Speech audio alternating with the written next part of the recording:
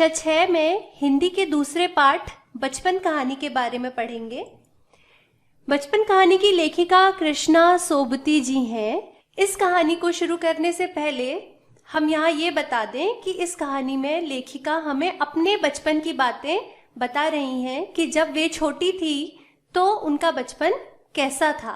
तो इन बातों से ही वे अपनी कहानी की शुरुआत करती हैं और कहती हैं, मैं तुम्हें अपने बचपन की ओर ले जाऊंगी। मैं तुमसे कुछ इतनी बड़ी हूँ कि तुम्हारी दादी भी हो सकती हूँ और तुम्हारी नानी भी, बड़ी बुआ भी, बड़ी मौसी भी। परिवार में मुझे सभी लोग जीजी कहकर ही पुकारते हैं। हाँ, मैं इन दिनों कुछ बड़ा बड़ा यानी उम्र में सयाना महसूस करने लगी हूँ। शायद इसीलिए कि पिछली शताब्दी में मैं पैदा हुई थी। शताब्दी मतलब 100 वर्ष का समय। मेरे पहनने ओढ़ने में काफ़ी बदलाव आए हैं। पहले मैं रंग बिरंगे कपड़े पहनती रही हूँ, नीला, जामुनी, ग्रे, काला, चॉकलेटी। अब मन कुछ ऐसा करता है कि सफ़ेद पहनो, गहरे नहीं, हल्के रंग। मैंने पिछले दशकों में तरह तरह की पोशाकें पहनी हैं। पहले फ्रॉक, फिर निकरवॉकर, स्कर्ट, लहंगे, गरारे और अब चूड़ीदार और घेरदार कुर्ते। तो इस पैराग्राफ में लेखिका हमें यही बताना चाहती हैं कि जब वे छोटी थी तो उनके बचपन में किस तरह के रंग बिरंगे कपड़े हुआ करते थे और उन्होंने कैसी कैसी पोशाकें पहनी हैं। आगे वे कहती हैं, बचपन के कुछ फ्रॉक तो मुझे अभी तक याद हैं। वो अपने बचपन की फ्रॉक्स के बारे में हमें बता रही हैं जो कि उनकी स्मृतियों में है। हल्की नीली और पीली धारी वाला फ्रॉक, गोल कॉलर और बाजू पर भी गोल कफ, एक हल्के गुलाबी रंग का बारीक चुन्नटों वाला घेरदार फ्रॉक, नीचे गुलाबी रंग की फ्रिल। उन दिनों फ्रॉक के ऊपर जेब में रुमाल और बालों में इतराते रंग बिरंगे रिबन का चलन था। लेमन कलर का बड़े प्लेटों वाला गर्म फ्रॉक जिसके नीचे फर टंकी थी। 2 ट्यूनिक भी याद है। ट्यूनिक एक ढीली ढाली पोशाक को कहा जाता है। एक चॉकलेट रंग का और अंदर की कोटी प्याजी, दूसरा ग्रे और उसके साथ सफ़ेद कोटी। मुझे अपने मोज़े और स्टॉकिंग भी याद है। बचपन में हमें मोज़े खुद धोने पड़ते थे। वह नौकर या नौकरानी को नहीं दिए जा सकते थे, इसकी सख्त मनाही थी। हम बच्चे इतवार की सुबह इसी में लगाते। धो लेने के बाद अपने अपने जूते पॉलिश करके चमकाते। अब जूते, कपड़े या ब्रश से रगड़ते तो पॉलिश की चमक उभरने लगती। सरवर मुझे आज भी बूट पॉलिश करना अच्छा लगता है। हालांकि अब नई नई किस्म के शू आ चुके हैं। शू मतलब जूता। कहना होगा कि ये पहले से कहीं ज़्यादा आरामदेह है। हमें जब नए जूते मिलते उसके साथ ही छालों का इलाज शुरू हो जाता। जब नए जूते पहने जाते हैं तो कई बार नए जूतों के पहनने से पैरों में छाले लग जाते हैं। जब कभी लंबी सैर पर निकलते अपने पास रुई ज़रूर रखते। जूता लगा तो रुई मोज़े के अंदर। जूता लगना मतलब छाला लगना। तो जब लेखिका बताती हैं कि जब नया जूता और पहन के उसको ज़्यादा पहन के वो चलते थे तो उनके पैरों में छाले हो जाते थे और इसके बाद वे क्या करती थी, दर्द से बचने के लिए अपने मोज़े के अंदर रुई लगा लेती थी। फिर आगे कहती हैं, हाँ, हमारे और तुम्हारे बचपन में बहुत फ़र्क हो चुका है। हर शनिचर को हमें ऑलिव ऑयल या कैस्टर ऑयल पीना पड़ता।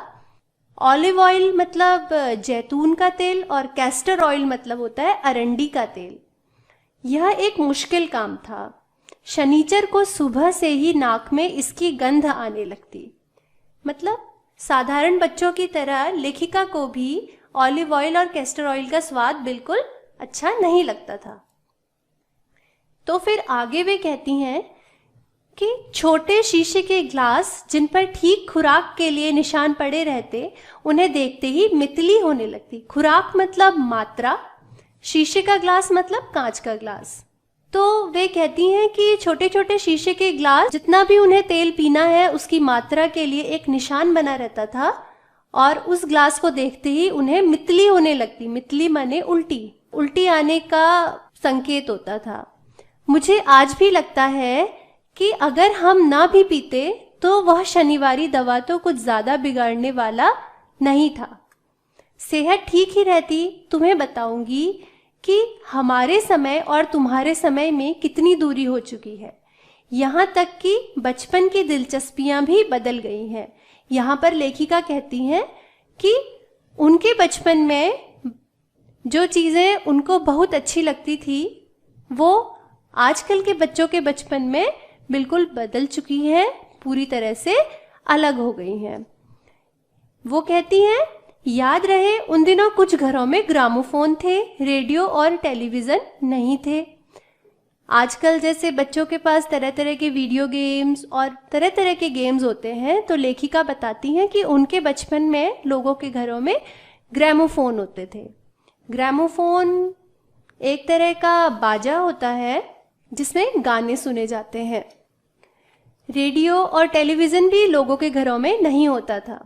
हमारे बचपन की कुल्फी आइसक्रीम हो गई है, कचौड़ी समोसा पैटीज में बदल गया है, शहतूत और फालसे और खसखस के शरबत कोक पेप्सी में बदल गए हैं। उन दिनों कोक नहीं, लेमनेड विम्टो मिलती थी। तो वो बताती हैं कि उनके बचपन में लोगों के पास रेडियो टेलीविज़न और ये सब नहीं होता था, ग्रामोफोन होते थे। आइसक्रीम की जगह कुल्फ़ी खाया करते थे लोग, और आजकल जैसे पैटीज़ लोग खाते हैं तो उस ज़माने में कचौड़ी और समोसा खाया जाता था। आजकल जो कोक और पेप्सी पीने में आता है तो उन दिनों शहतूत और फालसा, खसखस इनके शरबत पिए जाते थे, और कोक की जगह लेमनेड और विम्टो जैसे पेय मिलते थे। शिमला और नई दिल्ली में बड़े हुए बच्चों को वेंगर्स और डेविको रेस्टोरेंट की चॉकलेट और पेस्ट्री मज़ा देने वाली होती। हम भाई बहनों की ड्यूटी लगती शिमला मॉल से ब्राउन ब्रेड लाने की। हमारा घर मॉल से ज़्यादा दूर नहीं था।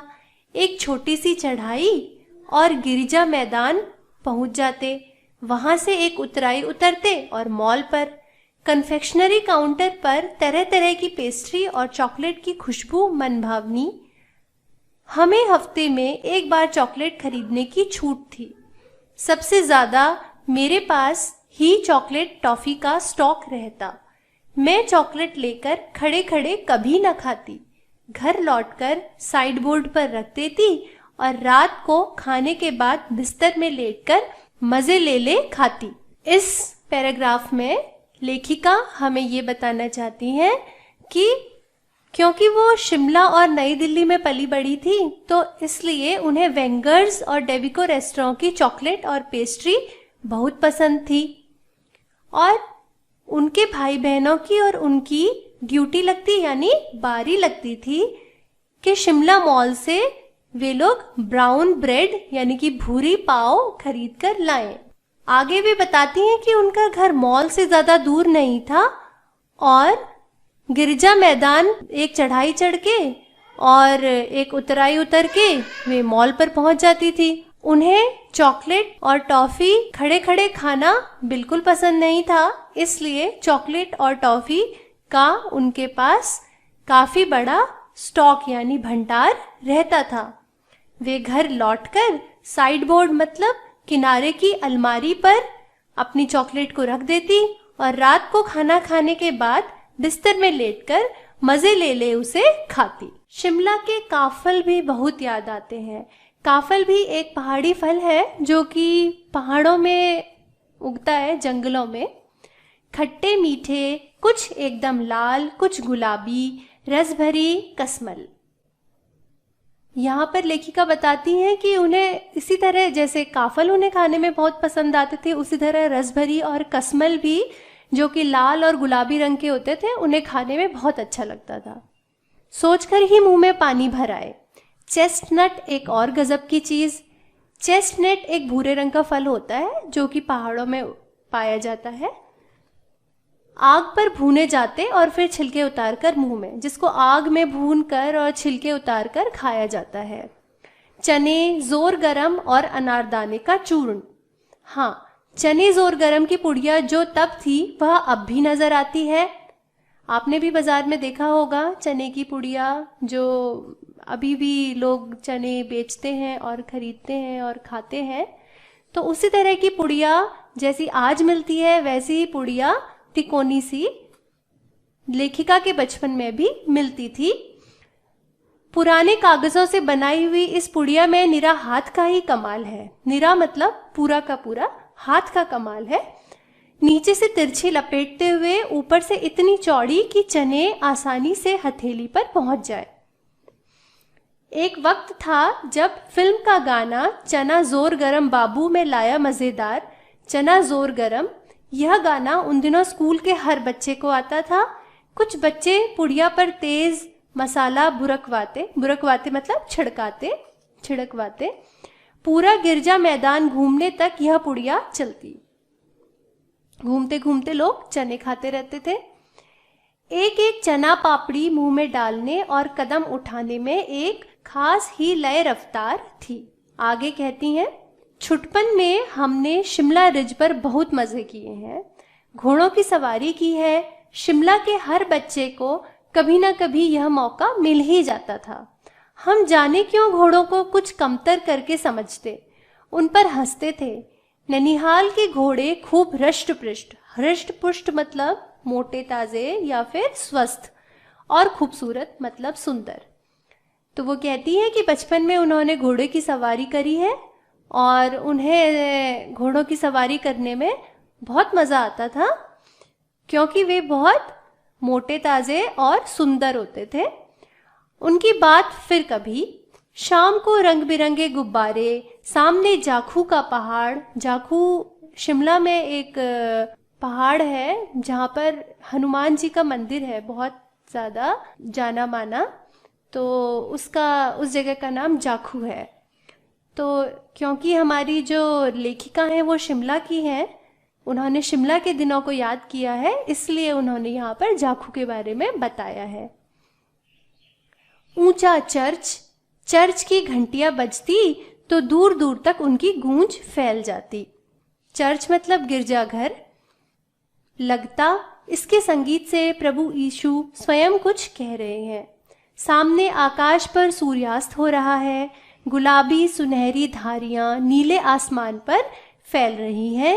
दूर दूर फैले पहाड़ों के मुखड़े गहराने लगते और धीरे धीरे बत्तियां टिमटिमाने लगती। मतलब दूर दूर फैले पहाड़ों पर अंधेरा हो जाता और लोगों के घरों की छोटी छोटी लाइट्स या रोशनी चमकने लगती, जो कि दूर से देखने में टिमटिमाती हुई सी प्रतीत होती थी।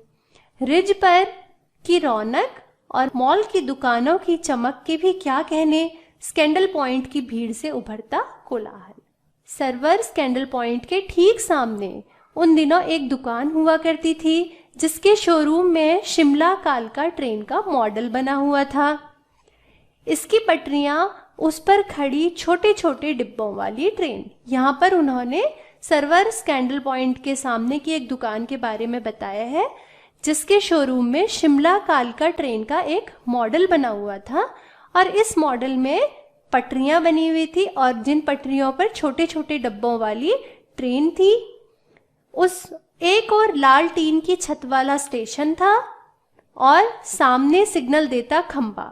थोड़ी थोड़ी दूर पर बनी सुरंगें। तो यहाँ पर उन्होंने उस ट्रेन के मॉडल का वर्णन किया है।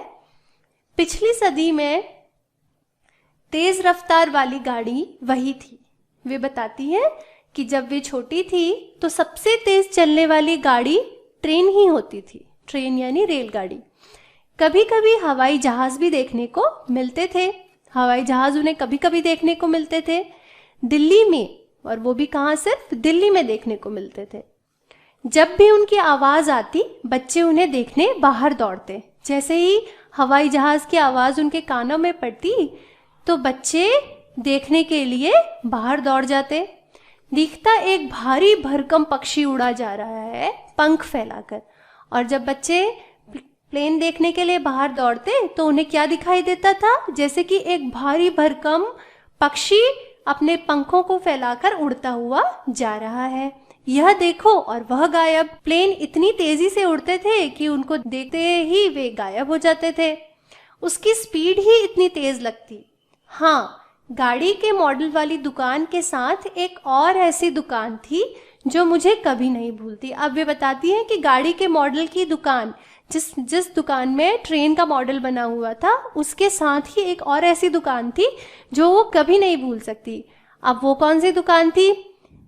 यह वह दुकान थी जहां मेरा पहला चश्मा बना था। वहां आंखों के डॉक्टर अंग्रेज थे। अब वो दूसरी दुकान वो थी जिसमें लेखिका का चश्मा बना हुआ था और जहां पर एक अंग्रेज डॉक्टर बैठते थे।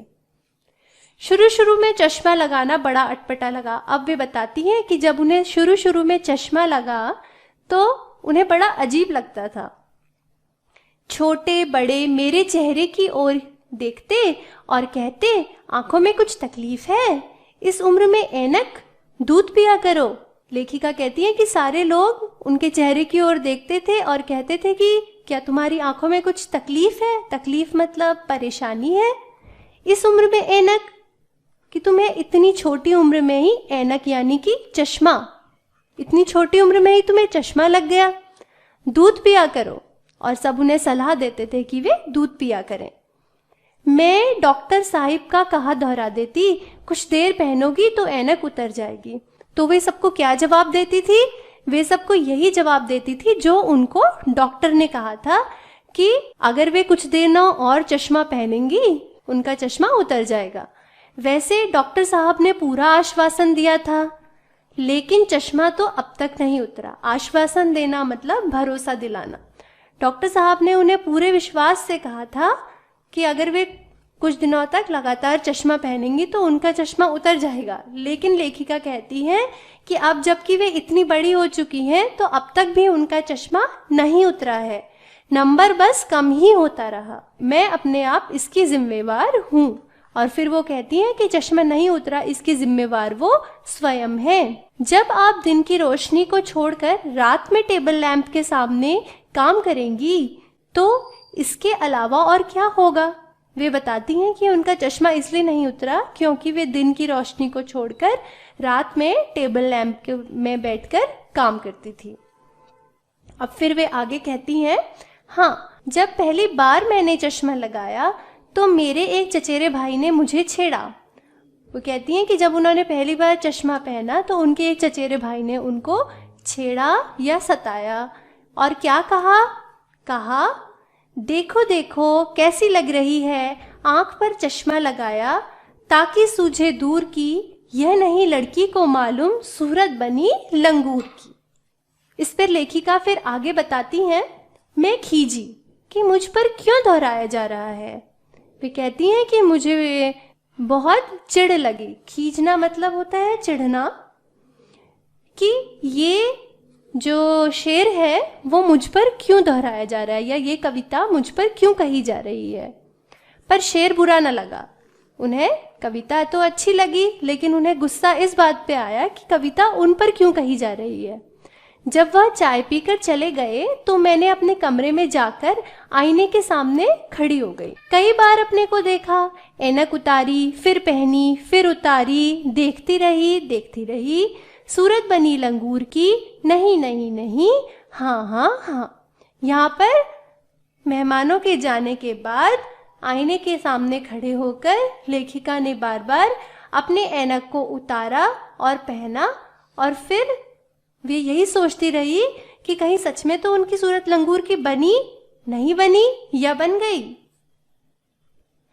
फिर आगे बताती हैं, मैंने अपने छोटे भाई का टोपा उठाकर सर पर रखा। कुछ अजीब लगा, अच्छा भी और मजाकिया भी। तब की बात थी, अब तो चेहरे के साथ घुल मिल गया है।